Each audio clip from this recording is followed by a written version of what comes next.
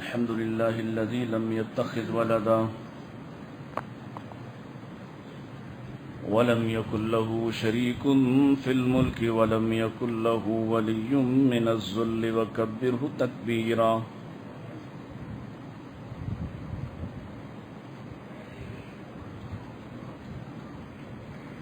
الحمد لله العزيز الغفار، والصلاة والسلام على سيد الأبرار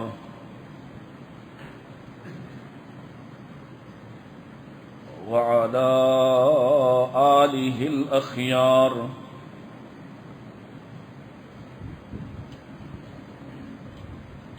وعلى أصحابه من المهاجرين والأنصار.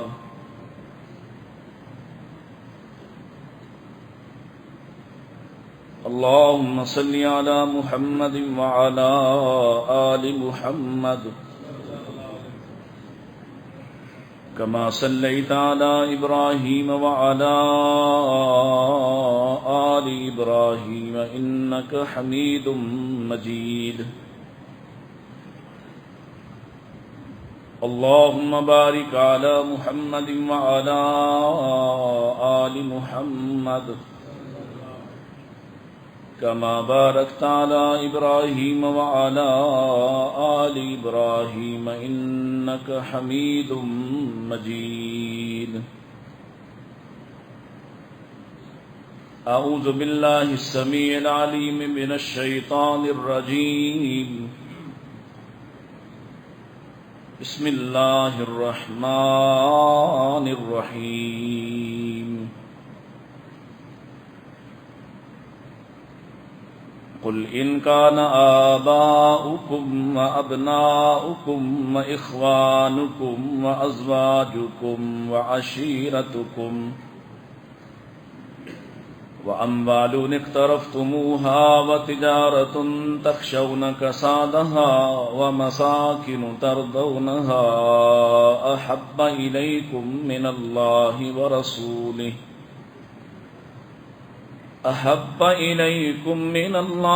ورسوله وجهاد في سبيله فتربصوا حتى يأتي الله بأمره والله لا يهدي القوم الفاسقين. وقال الله تعالى إن الذين يحبون أن تشيع الفاحشة في الذين آمنوا لهم عذاب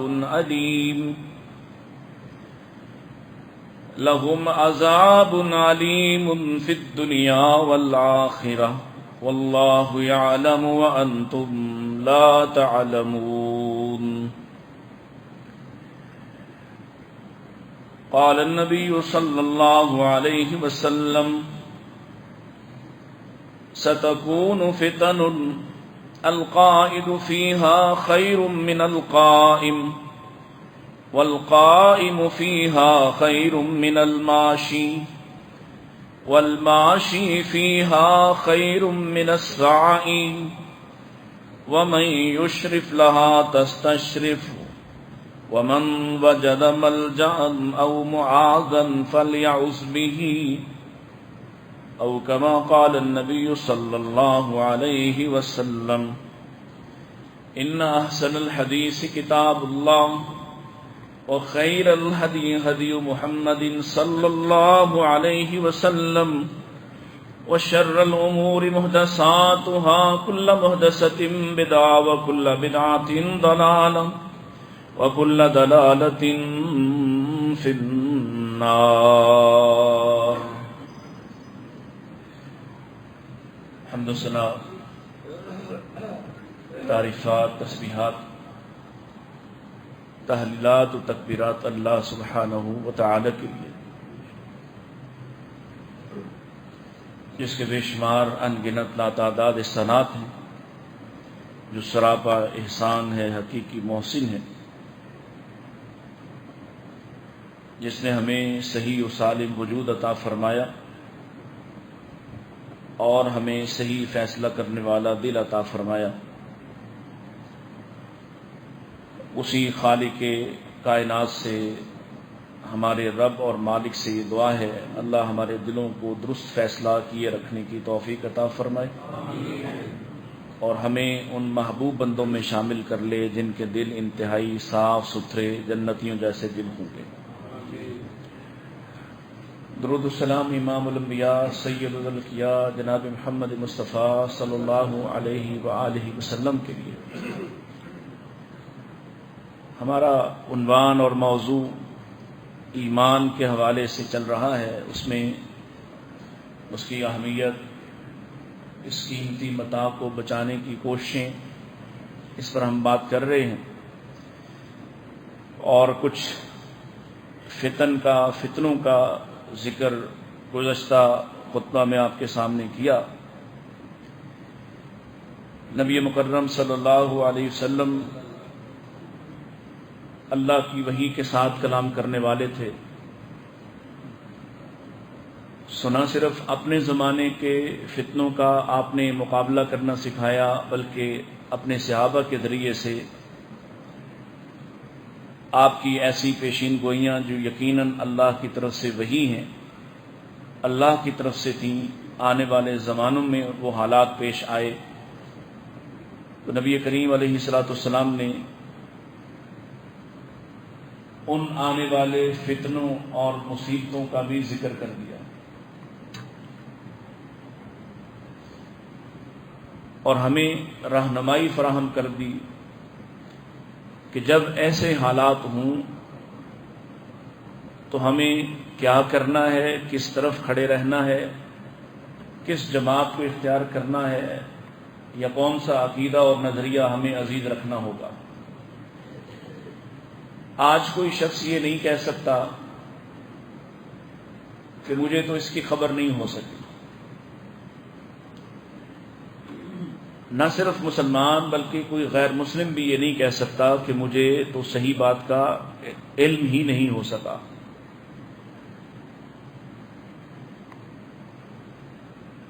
اور آپ سب جانتے ہیں کہ علم ہونے کے بعد جو سب سے بڑا تقاضا ہے، وہ جو 5 سوال بارہا آپ کو سنائے گئے کہ جن کے جواب دیے بغیر انسان حشر سے ہل نہ سکے گا،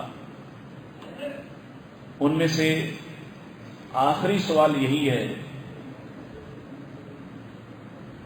کہ جو علم تمہیں حاصل ہوا اس پر تم نے کتنا عمل کیا۔ کیونکہ ہم علم تو بہت حاصل کرتے ہیں اور بہت کچھ سنتے، جانتے، سیکھتے ہیں، لیکن جب عمل کرنے کی باری آتی ہے تو ہم محسوس کرتے ہیں کہ شاید یہ کسی دوسرے کے عمل کرنے کی بات ہے۔ خصوصاً اس بات پہ توجہ دیجیے کہ جب آپ کے سامنے کوئی موضوع، کوئی عنوان، کوئی ایسی بات رکھی جاتی ہے اور کوشش ہوتی ہے کہ علم اور عمل سے متعلق ہی چیزیں ہوں، بہت کم ایسے مسائل کو چھیڑا جاتا ہے جن کا تعلق کسی دوسرے سے ہو۔ ہمیں اپنی اصلاح سے غرض ہے، اپنی اصلاح کی فکر کرنا چاہیے۔ تو جب آپ کے سامنے ایسی چیز لائی جائے، پیش کی جائے، تو پھر اسے اسی ہال میں، اسی مسجد میں، مسجد کی دہلیز پر چھوڑ کر مت جایا کریں، بلکہ اسے اپنے عمل کا حصہ بنانے کی کوشش کیا کریں۔ اور میں بار یہ بات اب 4-5 خطبات سے پھر سے دہرا رہا ہوں کہ دنیا میں انسان مومن کے لیے سب سے قیمتی متاع اس کا ایمان ہے۔ کوئی سا مال بھی لٹ جائے، اس کے بغیر بھی گزارا ہو سکتا ہے، اس کے بغیر بھی آدمی جی سکتا ہے، اور آخر کار اگر کچھ بھی اس کے پاس نہ ہو تو آخر کار اس نے مال ہو یا نہ ہو، جائیداد ہو یا نہ ہو، آخر کار اس نے اس دنیا سے گزر جانا ہے۔ اور اس دنیا کے بعد جو سب سے مشکل مرحلہ ہے وہ جاتے ہی حساب کا ہے۔ آپ سب نے سن رکھا ہے، آدمی جیسے ہی قبر میں داخل کیا جائے گا تو سب سے پہلے کیا کیا جائے گا؟ کوئی لمبا چوڑا پروٹوکول نہیں ہے، کوئی ہفتوں مہینوں کا آرام نہیں ہے کہ ایک نئی دنیا میں آیا ہے، ایک نیا سفر شروع ہے۔ اس زندگی کے آغاز پہ ہی حدیث میں آتا ہے جیسے ہی تم قبر بند کرتے ہو اسی وقت اس کا حساب شروع ہو جاتا ہے، اسی وقت اس سے سوال شروع ہو جاتا ہے۔ اسی لیے اللہ کے رسول صلی اللہ علیہ وسلم اصحاب رسول کی قبروں پہ کھڑے ہو کے یہ کہتے رہے، اللہم ثبتہ بالقول الثابت، اللہ اسے اب اس قول ثابت پہ، لا الہ الا اللہ پہ قائم رکھنا، اللہ اب اس کا آسان حساب کرنا۔ سو گویا جیسے ہی آپ اس دنیا سے اگلی دنیا میں منتقل ہوں گے تو حساب شروع ہو جاتا ہے۔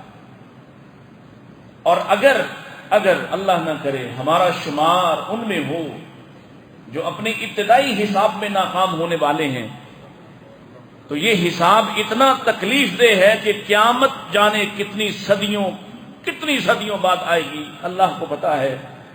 اور یہ سب صدیاں جو میں اور آپ آنے والے چند سالوں، چند لمحوں، چند گھڑیوں بعد شروع کرنے والے ہیں،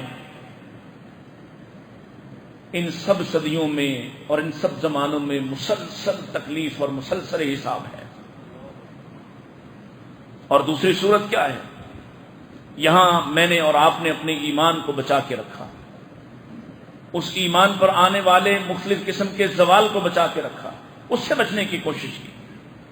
یہاں میں نے اپنے اور آپ کے ایمان کی فکر کی، تو جیسے ہی شروع ہوا سفر، ان بنیادی سوالوں کا جواب انشاءاللہ اللہ کے فضل و رحمت سے ایمان کی وجہ سے ہی دیا جا سکتا ہے۔ اور اگر بنیادی ایمان پاس ہو اور ان ابتدائی حساب سے آدمی گزر جائے، پھر لیکن بڑا حساب ہے، وہ جانے کب آئے گا، لیکن تب تک کی راحت نصیب ہو جائے گی۔ اور نبی کریم اسلام کی حدیث کے الفاظ کے مطابق، مفہوم کے مطابق، قبر آخرت کی گھاٹیوں میں سے پہلی گھاٹی ہے، یہاں سے کامیاب ہونے والا گویا اگلی دنیا میں بھی کامیاب ہو جائے گا۔ اس بات کو پیش نظر رکھیے۔ اور پھر یہ جو باتیں آپ کے سامنے عرض کی جا رہی ہیں، ان کو معمولی مت لیجیے، یہ پیارے رسول علیہ الصلوۃ والسلام کا فرمان ہے۔ اللہ کے نبی علیہ الصلوۃ والسلام نے ارشاد فرمایا، ان قریب وہ زمانہ آنے والا ہے، جلد وہ زمانہ آنے والا ہے، یتقارب الزمان، کہ جلدی جلدی سے صورتحال بگڑتی چلی جائے گی۔ وَيُقْبَضُ الْعِلْمُ، علم قبض کیا جائے گا، واپس لے لیا جائے گا، سمیٹ لیا جائے گا۔ وَتَظْهَرُ الْفِتَنُ، اور فتنے عام ہو جائیں گے۔ وَيُلْقَى الشُّحَّ، لوگوں کے دلوں میں لالچ کی انتہا ہو جائے گی۔ اللہ اکبر۔ وَيَكْثُرُ الْحَرَجُ، اور قتل و غارت کی بھی کثرت ہو جائے گی۔ اب آپ دیکھیے، یہ چار چیزیں اللہ کے رسول علیہ الصلوۃ والسلام نے ارشاد فرمائی۔ پہلی، یقبض العلم، علم اٹھایا جائے گا۔ کیسے؟ کتابیں موجود ہیں، کتابیں پہلے سے جدید شکل میں آ گئیں، آپ کے ون ٹچ پہ آ گئیں، آپ کے موبائل آپ کی جیب میں آ گئیں، سارے زمانے کا علم آپ کی جیب میں پڑا ہوا ہے۔ اس سے پہلے ایسا نہیں تھا، علم تو زیادہ ہو گیا، اس تک رسائی آسان ہو گئی، تو اٹھایا کیسے جائے گا؟ اللہ اکبر۔ وہ علم کا پہاڑ علماء جو اپنے علم کے ساتھ مخلص اور پھر عمل کا پیکر، ان کو رخصت کر دیا جائے گا، ان کو اٹھا لیا جائے گا، اور چھوٹے چھوٹے لوگ رہ جائیں گے، معمولی لوگ باقی رہ جائیں گے۔ بلکہ مختلف احادیث میں تو یہ بھی آتا ہے کہ پھر گمراہ قسم کے لوگ رہ جائیں گے، اور ایسے لوگ رہ جائیں گے۔ ایک اور حدیث کی جو تشریح یا مفہوم سے سمجھ میں آتا ہے کہ جن کے علم بھی حلق سے اوپر ہوگا، انہیں کوئی تعلق نہیں ہوگا عمل سے، اور وہ صرف کہنے کے بڑے ماہر ہوں گے، سنانے کے بڑے ماہر ہوں گے، لوگ انہیں سے متاثر ہو رہے ہوں گے، لیکن حقیقی علم اٹھا لیا جائے گا۔ یعنی علماء جب اٹھتے ہیں تو فتنوں کی انتہا شروع ہو جاتی ہے۔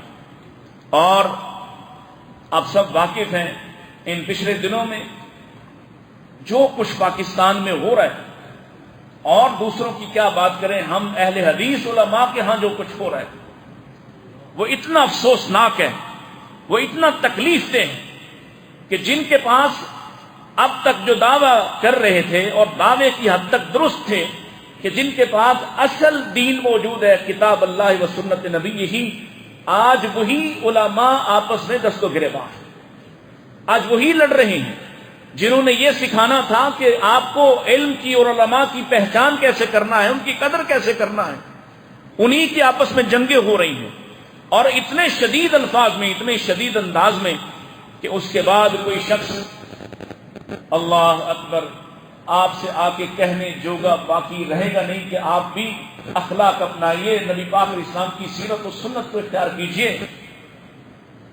یہ پہلا بڑا فتنہ ہے جس کا آج ہمیں سامنا ہے، اور ظاہر ہے یہ بات تجربات کی بنیاد پر بھی ہے اور محسوسات کی بنیاد پر بھی۔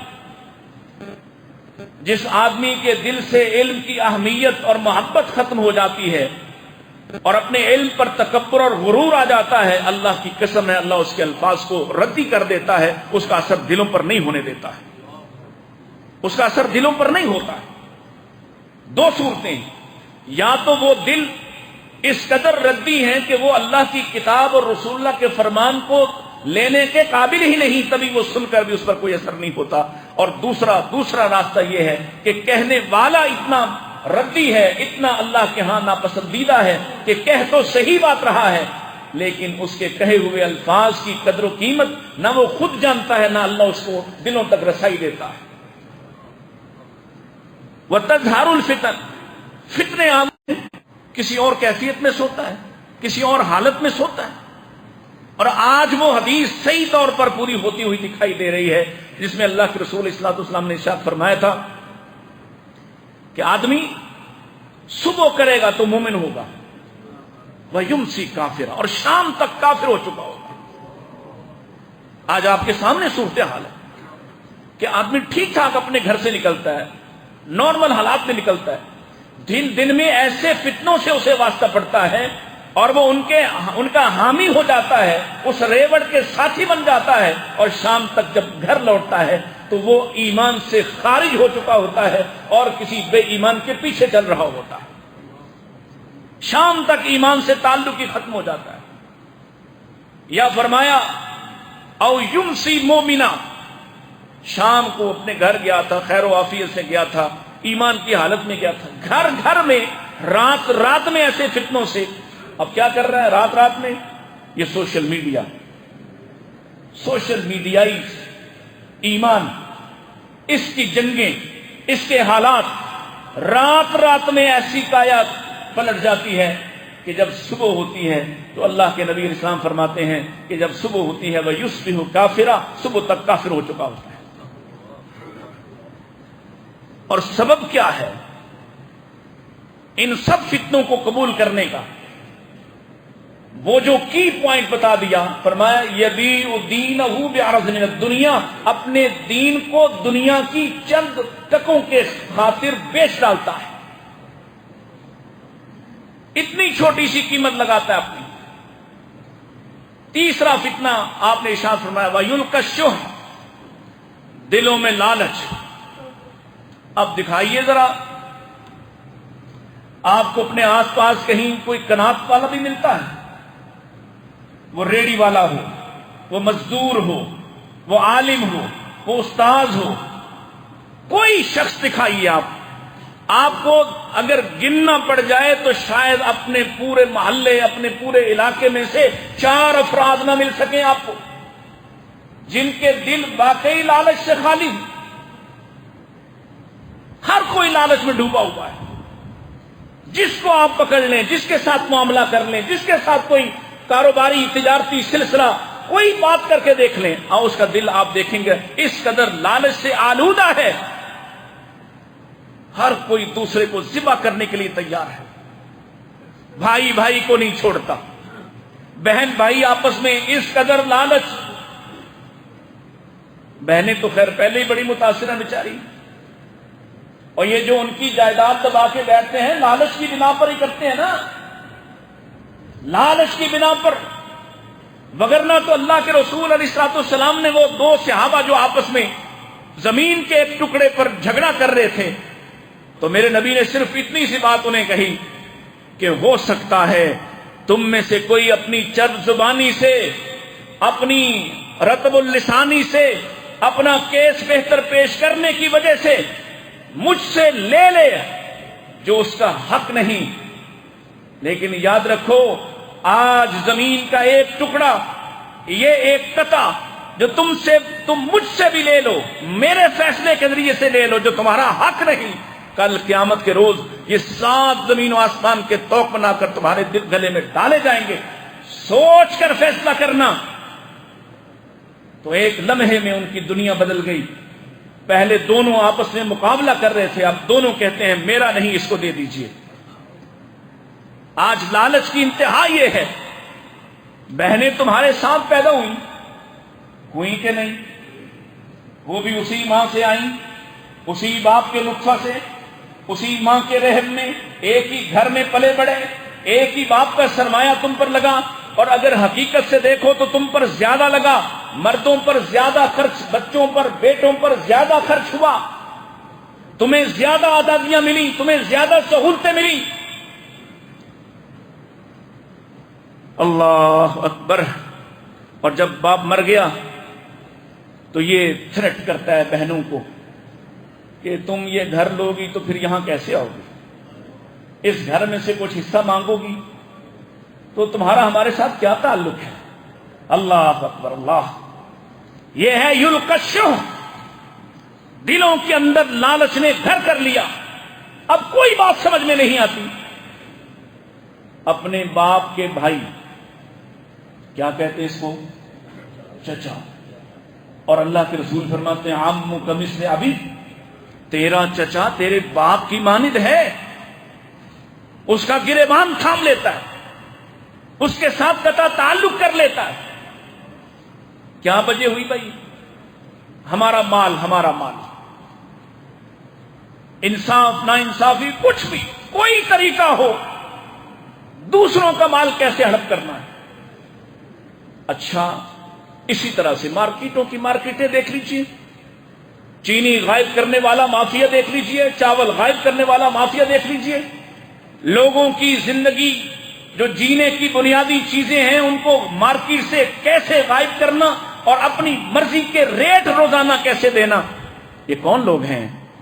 کافر ہیں، مشرک ہیں، یہود ہیں، کون ہے یہ؟ یلقشو، لالچ نے آنکھوں پہ پٹی باندھ دی ہے، سمجھتا ہے میں اپنے نصیب سے زیادہ کما لوں گا۔ کوئی کما لیتا ہے نصیب سے زیادہ؟ تم نے صبر نہیں کیا، مالک نے تمہارے لیے اتنا ہی لکھا تھا جتنا تم ان سارے ناجائز ذرائع سے کماتے ہو، بس تمہیں انتظار کرنا تھا، درست وقت کا انتظار کرنا تھا، تم وہ انتظار نہیں کر سکے اور اپنے سارے مال کو تلف کر لیا۔ پھر اس حرام کے کمائے ہوئے سے صدقے کرتا ہے، کھانے کھلاتا ہے، اس سے مسجدیں بنواتا ہے، مدارس چلواتا ہے، کیا فائدہ ہوگا؟ چوتھی بات، وَيَكْسُرُ الْحَرَجَ، قتل و غارت کی انتہا، چھوٹی چھوٹی باتوں پہ قتل، انسانی جان کی کوئی اہمیت ہی باقی نہیں۔ یہ جو ملکوں کے ساتھ کر رہے وہ تو الگ کہانی ہے، درون خانہ کیا کچھ ہو رہا ہے، اور آپ کے ملک میں تو خاص طور پر کوئی قانون ہے ہی نہیں۔ آپ دیکھتے ہیں کسی امیر کے سامنے کوئی موٹر سائیکل والا آ جائے تو موٹر سائیکل سمیت اس آدمی کو، اس بچے کو کچل دیتا ہے، اور پھر اپنی ساری قوت طاقت لگا کے تمہارا منہ چڑھا کر چلا جاتا ہے کہ دیکھو میں نے کیا کیا تمہارے ساتھ۔ وَيَكْسُرُ الْحَرَجَ۔ اسی طرح سے نبی کریم علیہ الصلوۃ والسلام نے ایک دوسری بات ارشاد فرمائی، فرمایا سَتَكُونُ فِتَنٌ، ان قریب فتنے ہی فتنے ہو جائیں گے۔ اور فتنے کس بات کو آزماتے ہیں؟ ایمان کو۔ فتنے کس بات کو آزماتے ہیں؟ سب سے پہلی بڑی آزمائش کس پر ہوتی ہے؟ ایمان پر۔ اور فتنے باقی چیزوں کو کم متاثر کرتے ہیں، اصل ڈیمیج تو ایمان کو کرتے ہیں۔ تو اللہ کے نبی علیہ السلام نے فرمایا جب ایسا وقت آ جائے نا تو القائد فیہا خیر من القائم، جو بیٹھا ہوا ہوگا نا وہ کھڑے ہونے والے سے بہتر ہوگا۔ کیا مطلب ہے؟ ابھی یہ جو پچھلے ہفتے میں ہو رہا ہے، اہل حدیث علماء کے مابین مقابلہ چل رہا ہے، ایک دوسرے پر فتوے بازی ہو رہی تھی، ذاکر نائک صاحب سے شروع ہوئے اور اب آپس میں شروع ہو گئے۔ ایسے میں ہر شخص کسی نہ کسی طرف کھڑا ہو جاتا ہے، کوئی ایک عالم کی طرف، کوئی دوسرے عالم کی طرف۔ یہ ہے میرے نبی کی نصیحت کہ جب فتنے آ جائیں نا تو بیٹھ جانا، کسی طرف ہو جانا، خاموشی سے الگ ہو جانا، فتنوں کا حصہ نہ بننا۔ وہ جو بیٹھ رہے گا وہ لا تعلق رہے گا، وہ کھڑے ہونے والے سے بہتر ہوگا، کھڑے ہونے والے سے۔ اور وہ جو کھڑا ہے وہ چلنے والے سے بہتر ہوگا، چلنے والے سے۔ یعنی ایک آدمی جا رہا ہے بھاگم بھاگ کسی فتنے میں شامل ہو رہا ہے، ایک آدمی اپنی جگہ پہ کھڑا ہو جاتا ہے کہ یار میں اس سے لا تعلق، وہ بہتر ہوگا۔ یوں اللہ کے نبی علیہ الصلوۃ والسلام نے ہمارے لیے ایک واضح لائن بنا دی، ایک لکیر کھینچ لی کہ جب فتنے آئیں تم نے کرنا کیا ہے؟ تم لا تعلق ہو جانا، خاموش رہنا، حصہ نہ بننا، جہاں ہو اسی کیفیت کو اختیار کر لینا۔ اور اللہ کے رسول علیہ الصلوۃ والسلام نے ارشاد فرمایا وَمَن یشرف لہا، جس آدمی نے جھانک بھی لیا نا فتنوں کی طرف، جھانک بھی لیا، تستشرف ہو۔ ہمارے استاد جب حدیث پڑھایا کرتے تھے، اس حدیث کا مطلب سمجھاتے ہوئے کہتے تھے بعض لوگ، اس وقت میں 99 کی بات کر رہا ہوں، 2000 کی بات کر رہا ہوں، اس وقت انہوں نے یہ بات سمجھائی۔ اس وقت ابھی نیا نیا تھا کہ اہل سنت طبقات یا اہل سنت کے بچے، سنیوں کے بچے ماتم کے پروگرام دیکھا کرتے تھے، اور بالخصوص جہاں عورتیں ماتم کیا کرتی تھیں۔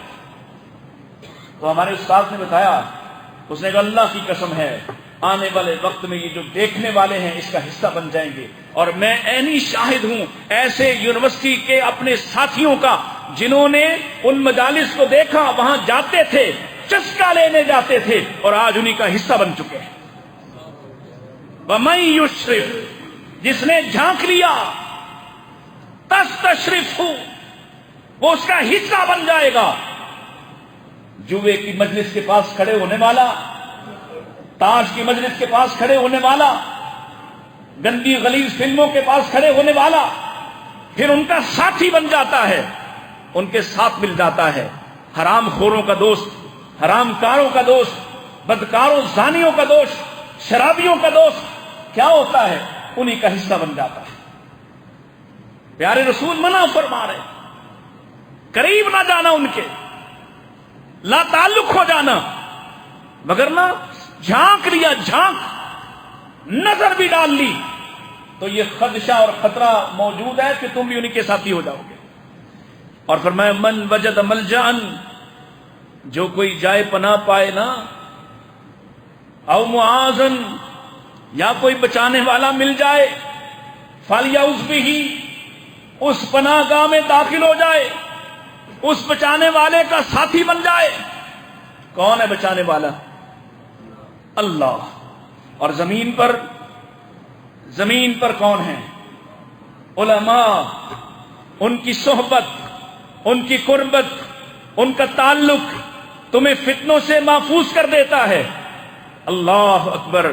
مساجد کا تعلق، مسجدوں کے اندر وقت گزرنا، مساجد کے اندر بیٹھنا، مساجد کے ساتھ رشتہ استوار کرنا، یہ تمہیں فتنوں سے محفوظ کر دیتا ہے، مگر نہ کیسے بچو گے؟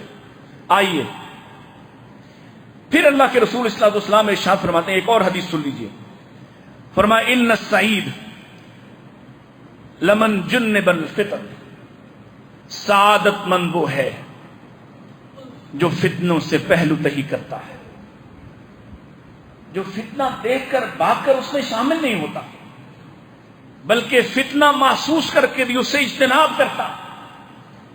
اور فرمایا وَلَمَنِ ابْتُلِيَ فَصَبْرٌ فَوَاهَا، جس کو آزما لیا گیا فتنوں سے اور وہ ان میں مبتلا ہوا، فرمایا اس پر افسوس ہو، فواہا، افسوس ہے اس پر. کیوں بلا؟ اور نہ پتا ہو تو پھر تو آدمی گرفتار ہو جائے کسی فتنے کا.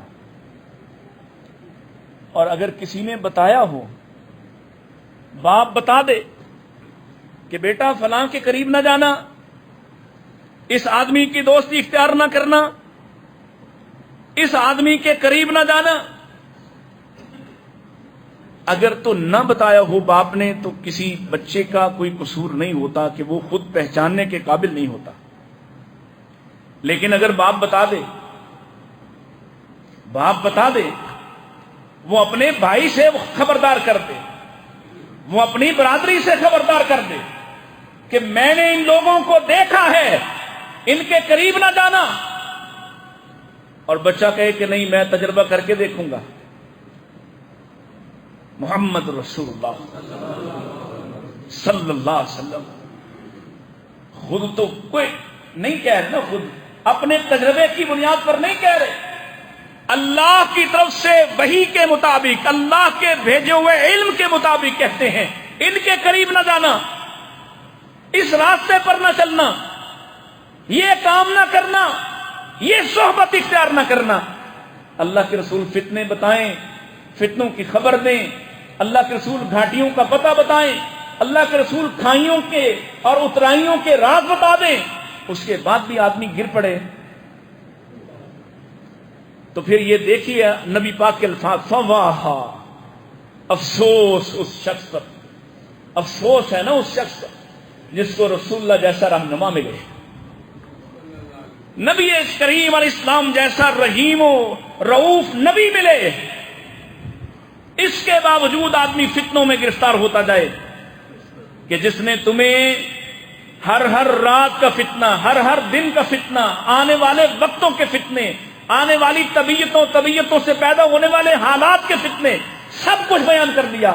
اس کے باوجود بھی اگر تم نہ بچو تو پھر نبی پاک افسوس ہی کر سکتے ہیں کہ افسوس ہے تم پر. سابقہ امتوں کے، سابقہ نبیوں کے اتنے زیادہ وضاحتیں، اتنی صراحتیں موجود نہ تھیں. آج اگر یہودی موسیٰ علیہ السلام کی سنت کو ڈھونڈنا چاہے تو نہیں ملے گی، عیسائی کو عیسیٰ کی سنت نہیں ملے گی، اور نبی پاک کے ماننے والوں کو کوئی ایسی چیز ہے جس کی خبر نہ ہو. آپ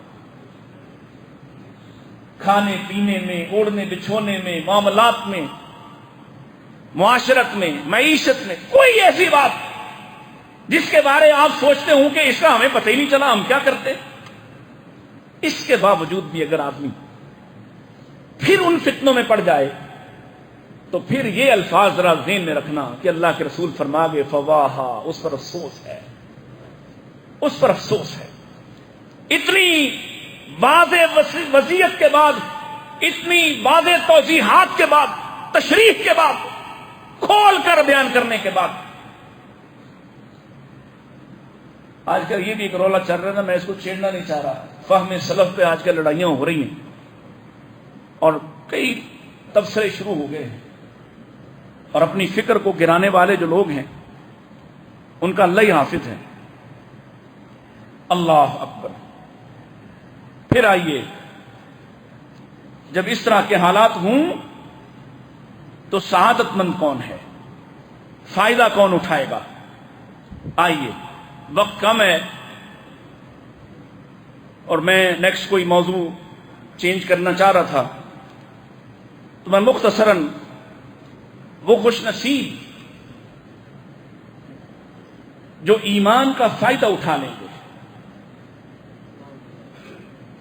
اللہ ہمیں ان میں سے کر دے. صحابی نے پوچھا تھا نا، یا رسول اللہ صلی اللہ علیہ وسلم، من اسعد الناس بشفاعتک یا رسول اللہ، وہ کون خوش نصیب ہیں جن کو آپ کی سفارش مل جائے. آپ کی سفارش کن کو حاصل ہوگی؟ ویسے سچ بتائیے، کبھی میں نے اور آپ نے سوچا تنہائی میں بیٹھے ہوں، حساب سے فرصت مل جائے، دکان، کاروبار، گھر، معاملات، خواہشات سے فرصت ملے، اور آدمی سوچے چلو اب جو میری عمر میں آگے ہیں، 40 سے اوپر ہو گئے، انہوں نے کبھی سوچا ہو کہ وقت قریب آ گیا ہے، ہماری تو شام ہونے والی ہے؟ وہ تو کسی کا بھی نہیں پتا، لیکن زیادہ امکان تو شروع ہو گیا، اب 40 سے اوپر ہو گئے، دن بدن کمزور ہونا ہے، دن بدن واپسی کا سفر ہے۔ تو ہم نے سوچا ہو کہ اگر رسول اللہ کی سفارش نہ ملی تو بھلا میرے اعمال اس لائق ہیں کہ اللہ کے سامنے کھڑا ہو سکوں؟ میرے اعمال اس درجے کے ہیں کہ میں اپنے گناہوں اور جرائم کا بدلہ چکا سکوں؟ اور اگر نہیں سوچا تو ابھی سوچئے، کبھی اپنے آپ سے سوال کیجیے جیسے صحابی نے رسول اللہ سے پوچھا، کون خوش نصیب ہوگا؟ اور آپ نے جو ارشاد فرمایا اس کا جواب بھی ایمان ہے۔ فرمایا اسعد الناس بشفاعتی، میری سفارش کو حاصل کر لینے والے وہ خوش نصیب، من قال لا الہ الا اللہ خالصا من قلبہ، جن کے دل میں ایمان رہتا ہے۔ آسان ترجمہ اس کا یہ ہے، جن کے دل میں اللہ کی محبت ہے، جن کے دل میں اللہ کی وحدانیت بس گئی ہے، جو خالص دل سے اس بات کے گواہی دینے والے رہے کہ اللہ کے سوا کوئی دوسرا معبود، الہ، حاجت روا، مشکل کشا، خواہشیں پوری کرنے والا کوئی دوسرا نہیں ہے۔ کیا خیال ہے، ان خوش نصیبوں میں شامل ہونا چاہیے؟ ہمارا بھی نام وہاں کہیں آ جائے؟ آئے گا، مگر اس کا طریقہ کیا ہے؟ نبی کریم علیہ السلام نے صلی اللہ علیہ وسلم ارشاد فرمایا، سبعۃ یظلھم اللہ فی ظلہ، 7 لوگ یا 7 طرح کے لوگ اس روز اللہ کے سائے میں ہوں گے، اللہ کے سائے میں۔ یہ بات خود ہی کتنی لذت آگی ہے۔ کوئی باپ کے سائے میں کھڑا ہوتا ہوا چھوٹا بچہ، جھلستی ہوئی دوپہر میں، کوئی سر پہ سایہ نہ ہو، باپ موجود ہو، باپ کیا کرتا ہے؟ اس کو اپنے سائے میں چھپا لیتا ہے، بچہ باپ کے سائے میں چھپ جاتا ہے، اور جس کو مالک کا سایہ حاصل ہو گیا، تصور تو کیجیے ذرا۔ اور جگہ کون سی ہے؟ یوم لا ظل الا ظلہ، جس دن کوئی سایہ نہیں ہوگا مسوائے اس کے سائے کے، کوئی سایہ نہیں ہوگا۔ کیوں نہیں ہوگا سایہ؟ اللہ اکبر۔ اب یہ مختلف احادیث ہیں جو آپ نے اکثر سن رکھی۔ سورج کتنا دور ہوگا؟ جی 1 میل، 1 میل کمقدار میل، 1 میل پر، میل کون سا؟ محدثین کہتے ہیں اب پتہ نہیں میل سے مراد مسافت والا میل ہے، فاصلے والا میل ہے، یا میل سے مراد آنکھ میں وہ سرما ڈالنے والی سلائی کو بھی میل کہتے ہیں، وہ والا میل ہے۔ دونوں میں سے کوئی بھی ہو، اور اگر دور والا بھی 1 میل، یہ میل کلومیٹر والا بھی ہو، تب بھی کتنا دور ہوگا؟ 1.5 کلومیٹر، 1.25 کلومیٹر۔ آج کتنی دور ہے؟ لاکھوں میل، لاکھوں میل۔ جولائی میں زمین پر پاکستان کے سبی جیکب آباد میں، سندھ چولستان میں میں گیا ہوں۔ یہ میرے ساتھی بھی 2 سال پہلے چولستان میں میرے ساتھ تھے۔ گھڑیاں بتا رہی تھی، فون بتا رہے تھے 48 ڈگری سینٹی گریڈ، لیکن رب اکبر کی قسم ایسے لگتا تھا جیسے 100 ہو، دماغ ابل رہے تھے، یہ سب الٹیاں کرنا شروع ہو گئے، ان کی حالت بگڑ گئی۔ ابھی چھپنے کے لیے جگہ تھی، پینے کے لیے پانی تھا، راحت کے لیے گاڑیوں اور اے سی تھے۔ اللہ اکبر! اور جس روز یحشر الناس عراتا حفاتا غرلا، نہ بدن پہ کوئی کپڑا ہوگا، نہ کوئی سایہ ہے، زمین تانبے کی طرح سے تپی ہوئی ہے، ننگے قدم ننگے پاؤں کھڑا ہے، 1 میل سورج ہے، کیا حالت ہوگی؟ اور اللہ کے نبی فرماتے ہیں یہ اپنے اپنے گناہوں کی وجہ سے اپنے اپنے پسینے میں غرق ہوگا۔ اس روز سائے کی اہمیت کیا ہوگی آج سمجھ لو تو بہتر ہے۔ یہ کوئی کہانی نہیں ہے، یہ کوئی قصہ نہیں ہے جس کو تم فراموش کر کے بیٹھ جاؤ کہ کوئی بات نہیں جی، ایسا ہی ہوگا۔ جسے یقین نہیں وہ حشر میں جا کے دیکھ لے گا، اور جب وہاں جا کے دیکھے گا نا تو کہے گا کاش میں پہلے ماننے والا ہو جاتا۔ تب کہے گا ربنا ابصرنا وسمعنا، اے میرے رب میں نے اب دیکھ بھی لیا، سن بھی لیا، کھولتے ہوئے جہنم اور انسانوں کی طرف بڑھتی ہوئی آگے بڑھنے والی جہنم کو بھی دیکھ لیا۔ تکاد تمیز من الغیظ، غیظ سے، غصے سے آگے بڑھ رہی ہے، چیخیں مار رہی ہے، اب اس کو دیکھ بھی لیا ہے۔ فرجعنا، اب ایک دفعہ لوٹا دے، نعمل صالحا، اب بڑا صحیح بندہ بن کے آؤں گا۔ اللہ اکبر! اب یقین نہیں آ رہا، بچے گا کون؟ جن کو سایہ نصیب ہوگا۔ اللہ اکبر! اور میرے رسول فرما گئے کون ہیں یہ لوگ؟ کون ہیں یہ لوگ؟ الامام العادل، عدل کرنے والا بادشاہ، عدل پر حکومت کرنے والا، عدل پر۔ یہاں بدبختوں کو سیدنا عمر کا ایمان دکھائی نہیں دے رہا، اللہ کی قسم ہے ہم انشاءاللہ انہیں اللہ کے سائے میں دیکھیں گے، کیونکہ وہ حاکموں کے بھی سربراہ بن کر وہاں کھڑے ہوں گے۔ الامام العادل، عدل کرنے والا حاکم، عدل پر حکمرانی کرنے والا۔ اللہ اکبر! دوسرا، وشاب نشأ فی بعبادت اللہ، نوجوانوں سن لو، وہ نوجوان جو اللہ کی عبادت میں ہی بڑا ہوا۔ ماں باپ اچھے تھے، تمہاری قسمت اچھی تھی، تمہارے باپ نے تمہارا ہاتھ پکڑ کر سینما لے جانے کی بجائے مسجد میں چھوڑا، مسجد لے کے آتا تھا۔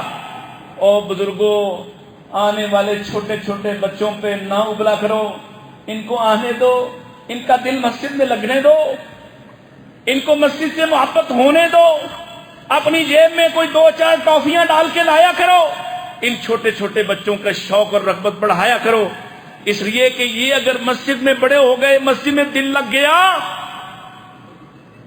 وشاب نشأ بعبادت اللہ، یہ نوجوان جو اللہ کے گھر میں ہی پلا بڑا ہے، اللہ کے گھر میں اللہ کی عبادت میں ہی مگن رہا ہے، یہ کل اللہ کے سائے میں کھڑا ہوگا۔ تیسرا، ورجل قلبہ معلق فی المساجد، وہ آدمی جس کا دل مسجد میں ہی اٹکا رہتا ہے، جس کا دل مسجد میں ہی اٹکا رہتا ہے، گیا ہے دکان پر، کام کر رہا ہے، لیکن کان اللہ کے گھر کی طرف لگے ہوئے ہیں، کان اللہ کے گھر کی طرف، ادھر سے بلاوا آتا اللہ اکبر، سارے کام کاج چھوڑتا ہے، لوگ کہتے ہیں بڑا رش ہے، گاہک بڑے، کسٹمرز بڑے، وہ کہتا ہے پہلے اللہ کی طرف جانا ہے۔ وَرَجُلٌ قَلْبُهُ مُعَلَّقٌ فِي الْمَسَاجِدِ، ایک نماز پڑھی ہے، سوچتا ہے آج کل سردیاں ہیں، گھنٹے بعد تو دوسری آ جائے گی، چلو کام تھوڑا دیر میں کر لیتے ہیں، مسجد میں ہی بیٹھا رہتا ہے، کام کاج سے فارغ ہویا، آیا، آ کے مغرب پڑھی، اب سوچتا ہے گھنٹے بعد تو عشاء ہو جانی ہے، تو کیوں جاؤں مسجد سے، چلو مسجد میں ہی بیٹھ جاتا ہوں۔ رجل قلبہ मुअल्लकुन फिल मसाजिद, मस्जिद के साथ प्यार है, मस्जिद में रहने को तरजीह देता है, मस्जिद में बैठ रहने को तरजीह देता है। ये आदमी भी अल्लाह के साए में होगा।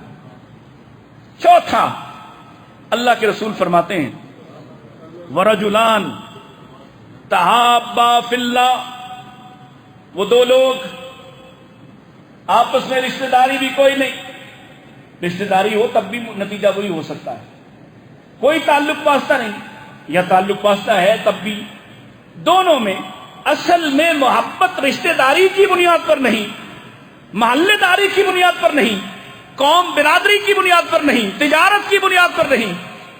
मोहब्बत की बुनियाद क्या है? अल्लाह। मोहब्बत की बुनियाद क्या है? ये भी अल्लाह का बंदा है, अल्लाह को पसंद करता है, दीन को पसंद करता है, दीन वालों को पसंद करता है। ये जो आदतें दीन से मुताल्लिक हैं, इन आदतों की वजह से आपस में मोहब्बत करते हैं। अल्लाह के रसूल फरमाते हैं ये जब जमा होते हैं तब भी अल्लाह के लिए जमा होते हैं, अब अलहदा हुए तो भी अल्लाह के लिए अलहदा हुए। इन दोनों का ठिकाना भी अल्लाह के साए के नीचे होगा। पांचवा, वरजुलुन दातहु इमरातुन ज़ात मनसबिन व जमालिन फ़क़ाल इन्नी अख़ाफ़ुल्लाह, वो आदमी, वो नौजवान, वो बूढ़ा जिसको किसी हुस्न व जमाल के परी पैकर ने अपनी तरफ मुतवज्जे किया और चाहा कि मुझसे बदकारी कर लो, माल भी है, हुस्न भी है, रगबत भी पैदा कर दी, लेकिन ये कहता है और कोई देखने वाला भी नहीं, कोई रोकने वाला भी नहीं, किसी का डर भी नहीं, रास्ते में कोई रुकावट भी नहीं, और ये कहता है इन्नी अख़ाफ़ुल्लाह, नाना बीबी मुझे अल्लाह से डर लगता है। नाना, एक तरफ तेरा परी पैकर है और एक तरफ खालिक का चेहरा है, एक तरफ उसका दीदार है, एक तरफ तेरा वजूद है। मुझे अल्लाह के वजूद से मोहब्बत है, मुझे अल्लाह का दीदार करना है। ये जो यहां ये कुर्बानी देता है अपने नफ्स की, फरमाया ये भी अल्लाह के साए के नीचे खड़ा होगा। छठा, वरजुलुन तसद्दक़ बिसदक़तिन फ़अख़फ़ाहा, वो आदमी जिसको अल्लाह ने माल अता किया है। कितना माल? इस हदीस में कोई जिक्र नहीं कि करोड़ों हो तो फिर ही, जिसको अल्लाह ने माल दिया, चाहे वो 1 रुपया ही क्यों नहीं, और वो अल्लाह के रास्ते में उसको सदका करता है। फ़अख़फ़ाहा, और छुपा के रखता है। हत्ता ला तअलमु शिमालुहु मा तुनफ़िक़ु यमीनुहु, हत्ता कि वो अपने बाएं को अपने दाएं से खर्च किए हुए पैसे की खबर नहीं होने देता। इतनी खामोशी से काम करता। किसके लिए करता है? तो देखो आज यहां छुपा छुपा के अमल करने वाला कल क़यामत के दिन नशर होगा, नशर, बुलाया जाएगा, पुकारा जाएगा, बताया जाएगा, सारी दुनिया के सामने खड़ा किया जा रहा है। नजर आएगा वो फलां बिन फलां अल्लाह के अर्श के नीचे चला गया, अल्लाह के साए में चला गया, क्योंकि इसने दुनिया में ये काम किया था। यहां किसी को खबर नहीं हुई, यहां मरने के बाद ही दास्तानें खुली। जैसे सैयदना सिद्दीक़ अकबर वफात पा गए रज़ी अल्लाह ताला अन्हु, तो एक बच्ची हजरत उमर को मिली और उसने सैयदना उमर से पूछा, अब हमारी बकरियों का दूध कौन दोहेगा?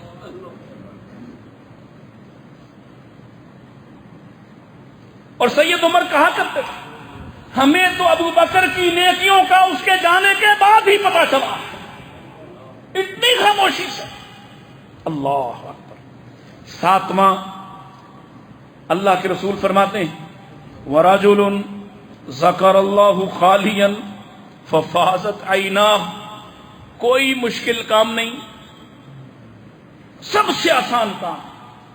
वो आदमी जो अकेले में, तन्हाई में अपने रब को याद करता है, अपने खालिक को याद करता है, उसके एहसानात को याद करता है, उसकी नेमतों को अपने ऊपर देखकर मान जाता है, और उसका जिक्र करते करते फ़फ़ाज़त ऐनाह, कोई जानने वाला, कोई तस्वीर बनाने वाला, कोई वीडियो बनाने वाला کسی کو متاثر کرنے والے آنسو نہیں ہیں. ففاضت عیناہ، اس کا اپنے رب کے ساتھ وہ جو آپس میں ہم کلامی ہے، وہ جو ذکر ہے، اس میں یہ رو پڑتا ہے. اللہ کے رسول فرماتے ہیں یہ اتنا بڑا عمل ہے، کل قیامت کے دن یہ تنہائی میں اللہ کے لیے اللہ کی محبت میں رونے والا عرش کے سائے کے نیچے یا اللہ کے سائے کے نیچے کھڑا ہوگا. اللہ ہمیں اپنے ایمان کی فکر عطا فرمائے، ایمان کو بچائے رکھنے کی کوشش عطا فرمائے. اللہ ہمیشہ ہمارے ایمان کی حفاظت فرمائے، ہمیں فتنوں سے محفوظ فرمائے. وآخر دعوانا ان الحمد للہ رب العالمین.